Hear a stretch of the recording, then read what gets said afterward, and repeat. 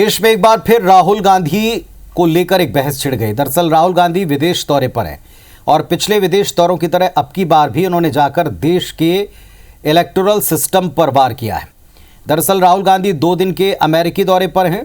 Boston में भारतीय प्रवासियों को संबोधित करते हुए जो हाल में महाराष्ट्र विधानसभा चुनाव देश में हुए उस पर राहुल ने सवाल उठाए।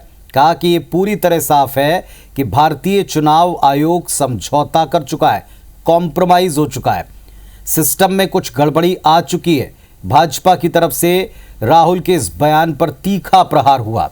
वहीं कांग्रेस ने अब इस पर सफाई दी है। सफाई की मुद्रा में पहली बार नहीं है। राहुल गांधी जब भी विदेश दौरे पर गए हैं भारतीय सिस्टम पर चोट करते हुए सरकार को कटघरे में खड़ा करने के लिए उन्होंने इस तरह के बयान दिए और अब की बार इलेक्टोरल सिस्टम पर सवाल उठाए। In simple terms, more people voted in the Maharashtra Assembly elections than there are adults in Maharashtra. This is the fact. And the Election Commission gave us a figure, voting figure for 5:30 in the evening. And between 5:30 in the evening and 7:30 in the evening when the poll was supposed to have closed, 65 lakh voters voted. Now, that is physically impossible to happen, right? Because for a voter to vote, it takes approximately 3 minutes. And if you do the math, it would mean that there were lines of voters till 2 o'clock at night voting all night, and this didn't happen. They not only refused to give us the videography, they changed the law so that now you're not allowed to ask for the videography.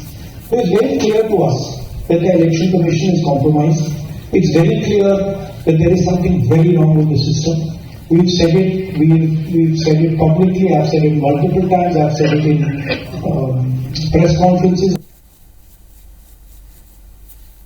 विदेश की भूमि में जाकर भारत पर इस प्रकार हमले करने वाला राहुल गांधी याद रखे कि वो 50,000 की बेल पर बाहर है, वो गुनहगार है, वो भ्रष्ट है।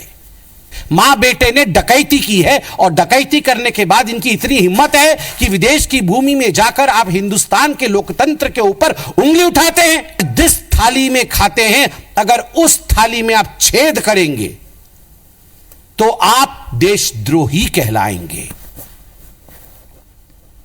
भाजपा की ये एक पुरानी आदत हो गई है।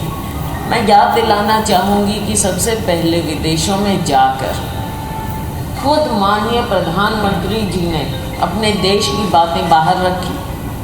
विपक्ष को जिस तरह से जिस लहजे में माननीय प्रधानमंत्री ने हमेशा अपमानित किया, विदेशों में जाकर देश के अंदर की राजनीतिक बातें वहाँ पर कही जाती हैं और हर तरह से कही जाती हैं। और अब ये तो उल्टा चोर कोतवाल को डांटे की बात है।